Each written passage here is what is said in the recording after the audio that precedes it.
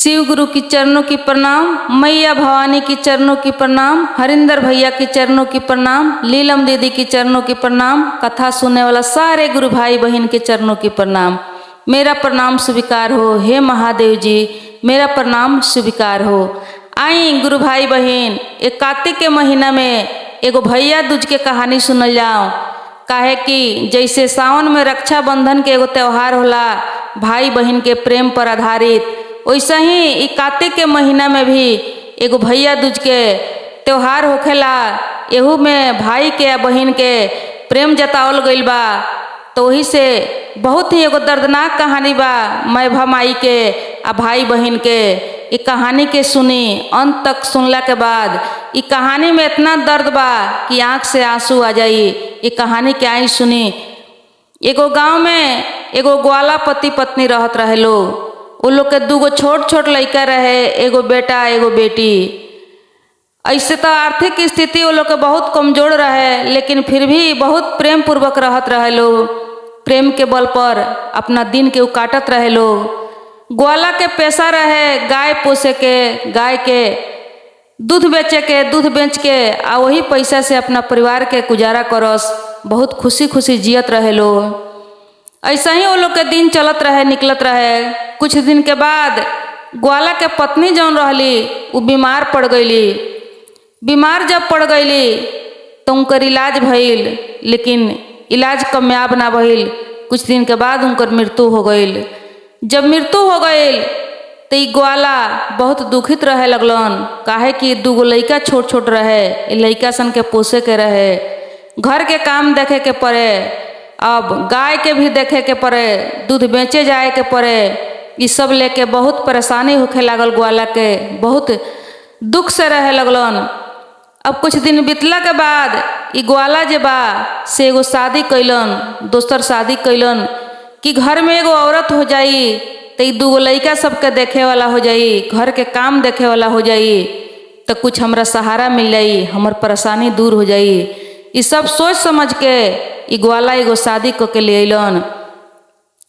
जब शादी क के ले अइलन तो इनकर पत्नी जौन ई दोसरका अइली तो जौना आस में ही लेके आई रहलन कि हमरा घर के हमरा लइका के देखियन, लेकिन सब उल्टा हो गईल। ई लगली ये लइका सन से नफरत करे, लइका सन से घृणा करे। लइकन के बहुत दुख देवे लगली, बहुत सतावे लगली, मारस पीटस, भरपेट खाना ना मिले, सब काम करावस। बहुत दुख होखे लागल लइकन के, बहुत दुख देवे लगली। धीरे धीरे लइकन के दुख में दिन कटे लागल। कभी कभी ग्वाला कुछ कहस तो उन्हों पर ही टूट पड़स, उन्हों के अपना कस में कले हली, कस में कके इहो लइका सन से वैसे ही व्यवहार करे लगलन। ई जैसे जैसे कहस वैसे वैसे ही लइका सन के करस। इहो बाप के अपन फर्ज भुला गइलन। लइका सन पर बड़ा अत्याचार होखे लागल, बड़ा गलत व्यवहार करे लागलो। अब कुछ दिन के बाद ई ग्वाला के पत्नी कहली एक दिन कि आज से गाय चरावे तोहरा नइखे जाए के, आज से गाय चरावे ई तोहर लइका जाई, काहे कि लइका तोहर सियान हो गइल बा। अब वो दिन से वो लइका के गाय चरावे के जंगल में भेजे लागलो। लइका गाय लेके जंगल चरावे चल जाए। आ लड़की जौन बिया वो लड़की से पूरा घर के काम करावे लगली। घर से के खाना पीना, चूल्हा चौका बर्तन भाड़ा जौन कुछ भी रहे सब काम वो लड़की से करावस। खाना भरपेट ना मिले। अब दोनों भाई बहन के जीवन जौन बा बहुत दुख में बीते लागल। एक दिन के बात हो कि लइका जब गाय चरावे गइल जंगल में तो ओकरा एगो शेर भेटाइल। उस शेर वो लइका के झपटे के टिकौलक। तब तक वो लइका चढ़ के गाछ पर बैठ गइल। आ गाछ पर बैठ के एकदम दुखित होके, लाचार होके, लौलीन होके लागल कहे कि हे शेर राजा, तू हमरा के काहे खाए के चाहता रह, हमरा के छोड़ दो। देखो हमनी के घर में माई माई बाड़ी, पहले ही से हम दुखित बानी, हमरा माई नहीं खी। हम अपना बहन के हम ही सहारा बानी, एगो हमरा घर में बहन बाड़ी। तू यदि हमरा के खा जइब तो हमरा बहन के देखी, तू हमरा के छोड़ दो। अब इतना बात जब शेर सुनलन तो शेर के भी थोड़ा सा दर्द पहुँचल। दर्द के हिसाब से उनकर आवाज़ निकल गई, लेकिन फिर भी जानवर जानवरे होखेला। कहले कि ठीक बा तोहरा के तो हम छोड़ देम, लेकिन तू अपना बदले में एगो गाय द हमरा के या एगो बछड़ा द हमरा के, तब जाके हम तहरा के छोड़ेम। तो ई लइका कहलक कि ठीक बा हम तो ऐसे ना देहेम, हमरा घर में माई माई बाड़ी, हम जाएम अपना घर में अपना माई बाप से पूछेम, तब जाके हम तहरा के गाय या बछड़ा देम। आज भर तू हमरा के मौका दो, बिहान हम कुछ आके कहेम। शेर कहले कि ठीक बा जा, बिहान तू आके हमरा के जवाब दीह, लेकिन हमरा एगो जीव चाही, बहुत दिन से हम भूखा बानी। अभी लइका सांझ के गाय लेके घरे आइल, घरे आके अपना बाप मतारी से बात कहत रहे, सुनावत रहे। तब तक वो माई माई जौन रहे तौन एकदम टूट पड़ल वो लइका पर। कहलक कि देख तोहरा बिनु हमरा कोनो कमी नहीं खे, कुछ हमर ना बिगड़ जाई, यदि देवे के बा तो तू अपन जान दे दी है उस शेर के, लेकिन हमरे एको गो गाय एको गो बछड़ा कम ना होके के चाही। ऐसे कह के उ कह दहली कि देवे के बा तो उस शेर के तू अपन जान सौंप दीह, लेकिन हमर गाय हमर बछड़ा कम ना होके के चाही, तोहरा बिनु कोनो हमरा यहाँ एकाज नहीं खे। अब इतना बात उ लइका के बहिन जौन रहे उ बहिन सुनत रहे। बहिन जब सुनत रहे तो बहिन जब खाना खियावे ले गई अपना भाई से, तो कहला कि ये भाई देख तू अपना आप के जन उस शेर के सौंपी हो, तू एगो बछड़ा के दे घली हो, यदि बछड़ा के एगो दे घलब आ गाय रही तब फेन से हमने के बछड़ा हो जाई। तू ही तो एगो हमर सहारा बाड़, तू यदि मर जेब तोहरा के शेर खा जाई, तो हमरा के देखे वाला के बा, हम कैसे तहरा बिनु रह सकेम। तू एगो बछड़ा दे दिह, जौन होई तौन होई। अब वैसे ही बिहान भइला लइका गइल, लइका जब गइल शेर से भेंट भइल तो शेर कहलक कि बोल का फैसला बा, का निर्णय लेके आइल बड़। तो कहले कि ठीक बा हमर बहिन कहले बड़ी कि एगो बछड़ा दे देवे के, तू एगो बछड़ा ले जा मार के खा गली हो। अब शेर एगो बछड़ा पकड़ के ले जाके मार के खा गईले। लइका सांझ के घरे लौटल, जब घरे लौटल तो इनकर माई माई जौन रहली आ इनकर बाप दोनों जने गाय के बछड़ा के गिनती करे लागलो। जब गिनती कैलक लोग तो एगो बछड़ा में से कम रहे तो अभी पूछे लागलो। आई लोग के पहले से जानकारी भी होइए गई रहे।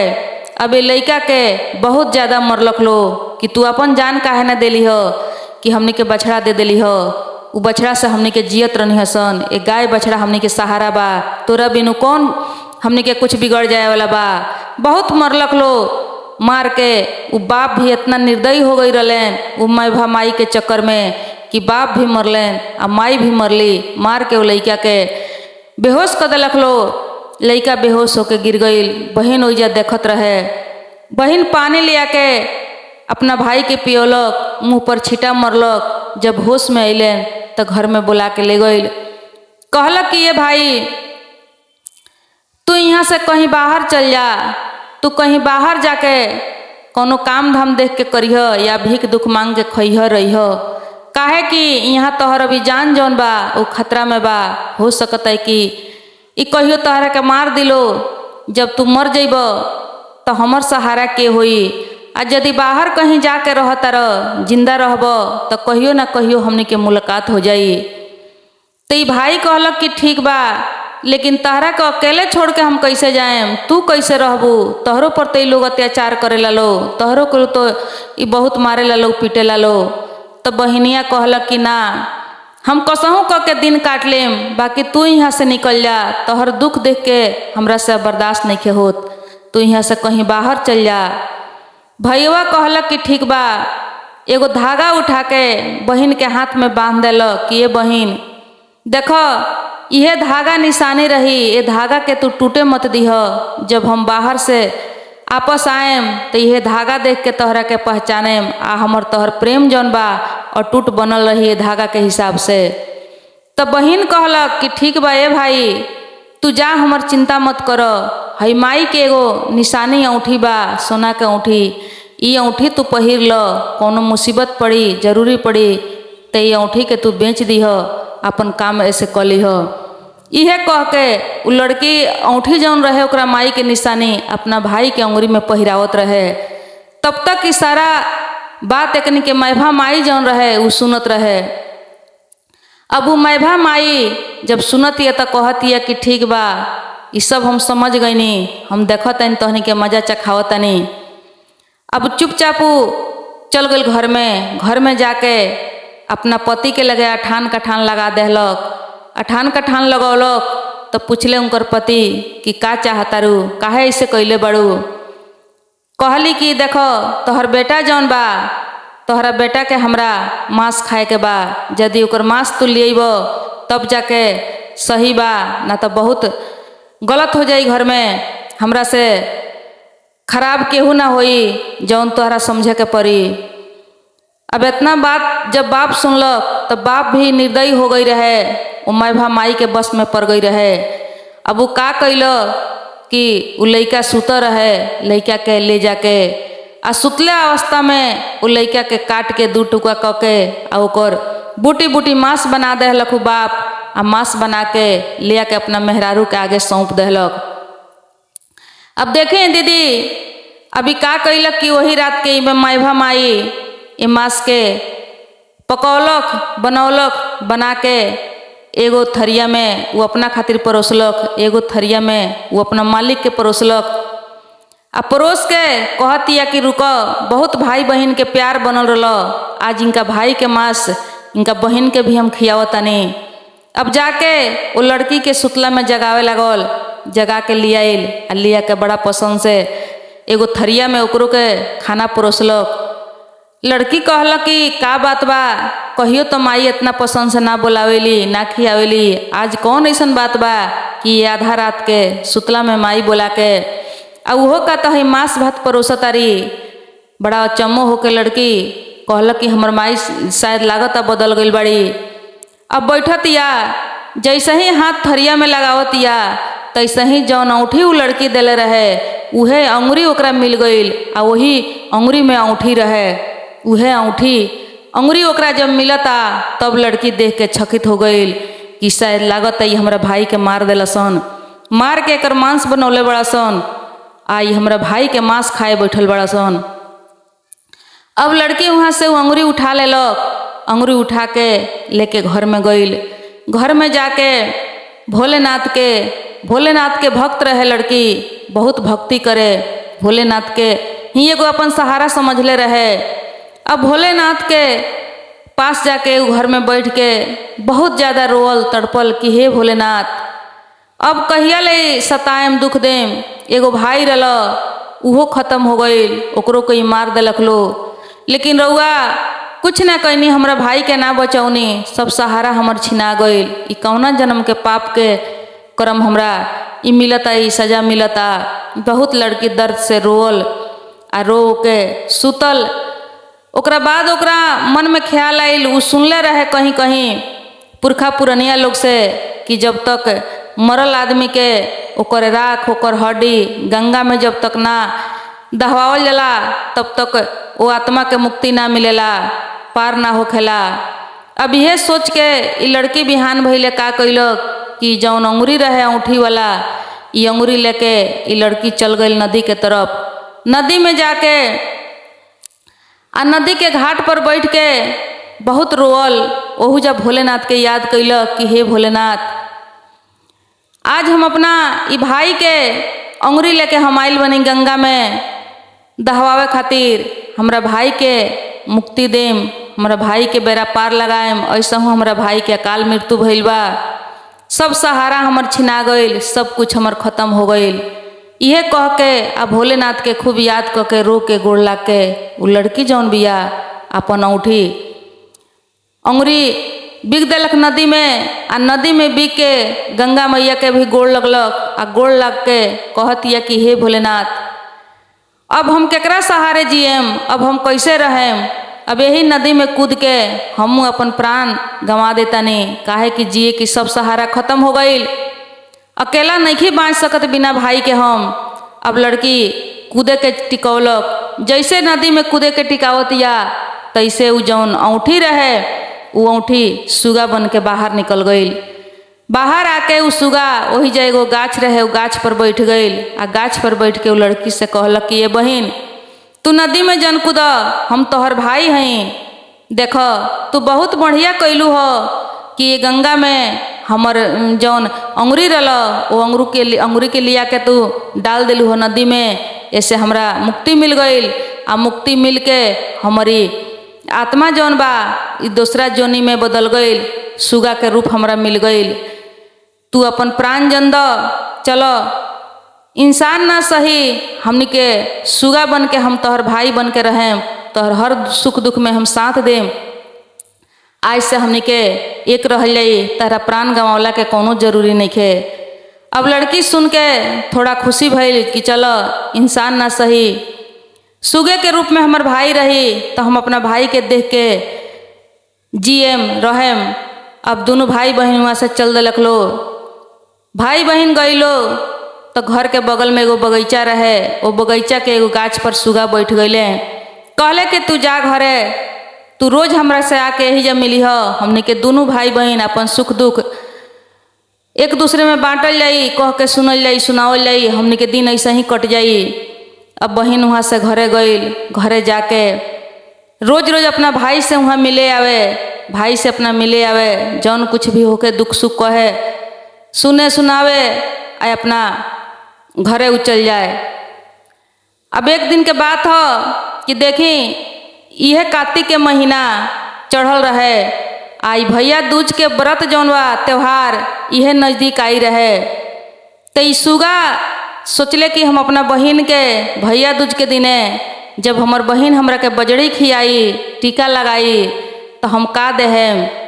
काहे कि वो दिन भाई बहन के प्रेम होला, कुछ ना कुछ बहन के अपना दियाला।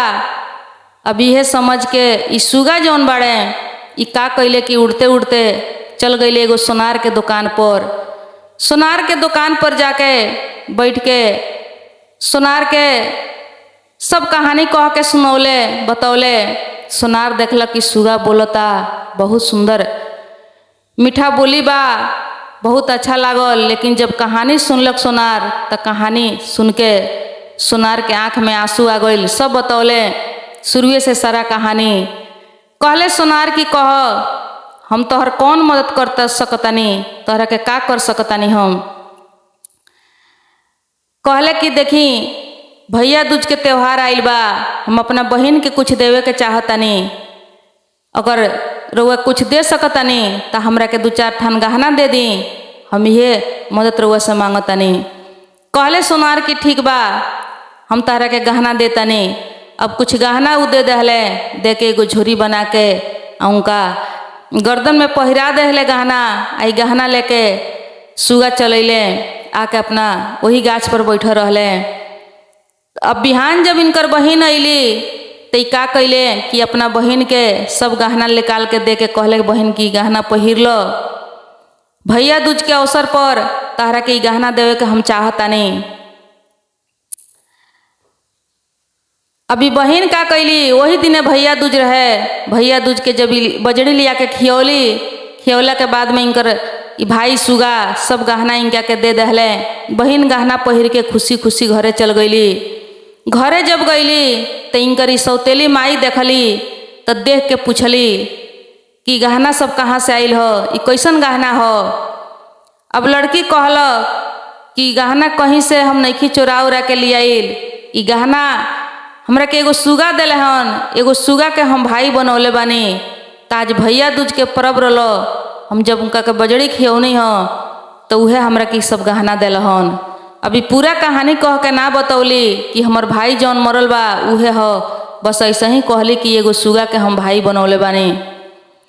अभी बिहान भइले पूछली कि उ सुगा कहाँ बा, कैसन सुगा बा, कहाँ रहेला, सब बता देली। अब बिहान भइले इनकर मैभा माई चल गईली उस सुगा के पकड़ के मारे खातिर कि अपना भाई के तो इनका हम मुआ दहने, देखी कौन सुगा है कि इनकर भाई बनल बा, बहुत आइल बा भाई बने, आई भाई वाला भइल बाड़ी। अब उन्हों के मारे खातिर गईली। जब गईली तो सुगा के देखली तब पकड़े के कोशिश कैली, लेकिन सुगा उनका से ना पकड़ाइल। एक डाल पर से एक डाल पर, एक डाल पर से एक डाल पर उड़ के भाग जाए। अब पूरा दिन भर हार के थाक के घरे चलैली। घरे आके लड़की के बड़ा मरली पिटली आ सब गहना छीन लेहली। गहना छीन लहली। बहिन बिहान भैले आइल तब भाई पूछलक कि तोहर सब गहना का हो गई बहिन। तो कहलक लड़की कि सब गहना माई छीन लेली ह, बहुत ही गहना करनते मरली ह, पिटली ह। तब ई सुगा अपना मन में ठान लेल कि अब ये लोग के पाप के सजा जौन बा देवे के पड़ी। अब ऐसे छोड़ल जाई तो ये हमरा बहन के बहुत दुख दिलो।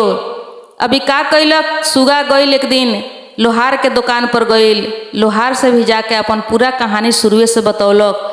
मैभा माई के जैसे जैसे मरले रहे लोग सब कहानी कह के सुनौलक। लोहार के बड़ा दर्द आइल। लोहार के आँख से आंसू आ गईल। लोहार कहलक कि तोहर कौन मदद हम कर सकतानी, तू कह, जौन मदद हमरा से हो सकी हम कर देहेम। तो सुगा कहले कि हमरा के एगो खूब सुरीला चाकू बना के दे दी, बस इहे इतना मदद हमार करी। अब लोहार खूब सुरीला चाकू एगो बना के दे दहले। सुगा लेके अइले आ सुगा लेके आके अपना गाछी पर बैठ गईले। बिहान भइले उनकर बहिन अइली। बहिन के बड़ा मरले रहली उनकर माई। आके बहिन कहली सुनौली, कहले सुगा कि ठीक बा। बहिन से अपना ना कुछ बतौले, बहिन चल गईली घरे। अब बिहान भइले उनकर बहिन आवे से पहले ई गईले वहाँ। गईले तो फेन इनका के मारत रहे लोग, पीटत रहे लोग कि तू रोज कहाँ जाली। कहली कि हम अपना भाई से भेंट करे जानी, शिव जी के पूजा करे जानी। अभी मारत रहे लोग, पीटत रहे लोग। तब तक वो सुगा पहुँच गईल वहाँ, अपने पंख में छुपौले रहे चाकू।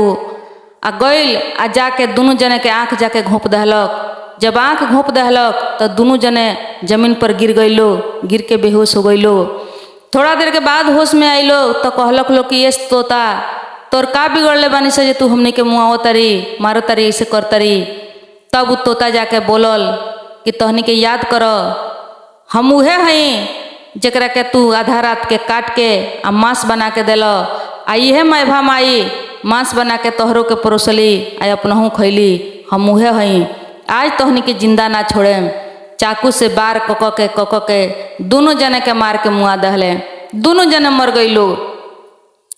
जब दोनों जने मर गईलो तब अपना बहन के कहले कि ये बहन चल यहाँ से हमने के कहीं दूर चल के रहल जाई, ये जगह पर रहल जाई, ये घर में रहल जाई। तो हरदम ये सब बात हमने के याद आई, हमने के चैन से ना रह सकल जाई। तो उससे हमने के यहाँ से कहीं दूर चल जाओ, कहीं दूर चल के हमने के रहल जाई। अब दोनों भाई बहन वहाँ से निकल गईलो, चले लागलो। चलते चलते जब कुछ दूर गईलो तो एगो शिव जी के मंदिर भेटाइल। शिव जी के मंदिर जब भेटाइल तो लड़की कहल कि ये भाई शिव जी के चलो पूजा कर ले जाओ, आ हो सके तो हमने के मंदिर में रह जाई। ऐसे बढ़िया जगह हमने के ना कहीं भेटाई, हमने के कहाँ रह जाई, के राखी। सबसे अच्छा बाकी भोलेनाथ के भक्ति कल जाई, आ यही मंदिर में अपने के गुजारा कल जाई। कहले भाई कि ठीक बा। दोनों भाई बहन जाके मंदिर में गईलो आ शिवलिंग पर जाके अपन माथा टेके लागलो आ वही मंदिर में रहे लागलो। मंदिर में रहेलो, बहन पूजा पाठ करस। ई भाई जौन बड़े इहो नदी में से अपना चोंच में जल भर के आवस आ शिव जी के अभिषेक करस। अभी दोनों भाई बहन के प्रेम जौन रहे, प्रेम देख के कैलाश में पार्वती माता शिव जी से कहनी कि हे नाथ, हे स्वामी, ई दोनों भाई बहन के प्रेम जौन बा बहुत अटूट प्रेम बा, आ ई बहुत दुखिया बड़ा सन। रउआ ये सबके दुख दूर कर देवे के चाहिए लइका सन के। महादेव जी कहनी कि देखो ऐसन ऐसन दुखिया बहुत बा धरती पर, हम केकर केकर दुख दूर करें। लेकिन पार्वती जी कहली कि देखी राउर जे भक्त बा, राउर जे भक्ति करता मन से श्रद्धा से, ओकर दुख तो रउआ दूर करे के चाही। कहले महादेव जी की बहुत भक्त हमार बालो, बहुत लोग दुखिया बा। लेकिन पार्वती जी बहुत जिद कैली। पार्वती जी के हट के आगे महादेव जी के सुने के पड़ल। आ महादेव जी आ पार्वती जी वो मंदिर में आइलो, मंदिर में आके प्रगट भइलो। वो लड़का के, वो सुगा के, वो लड़की के दर्शन देलक लो। कहलक लो कि हे लड़की, तू कुछ वरदान मांग, तोरा भक्ति से हमनी के प्रसन्न बानी सन, तू कुछ मांग सकत रू बेटी, कुछ मांग लो। वो लड़की कहला कि हे प्रभु, हे नाथ, हे भोलेनाथ, हे दानी, हमरा कुछ ना चाही, हमरा कोनो चीज के जरूरी नहीं खे, बस चाही तो हमर भाई जैसे पहले रहे वैसे ही इंसान बना दे।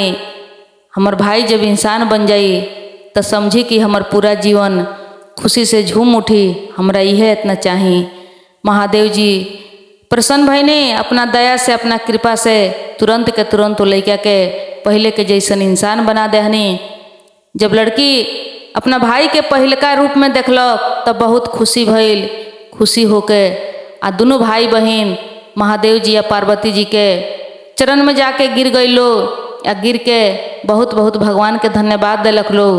महादेव जी या पार्वती जी वहाँ से अंतर्ध्यान हो गई नी।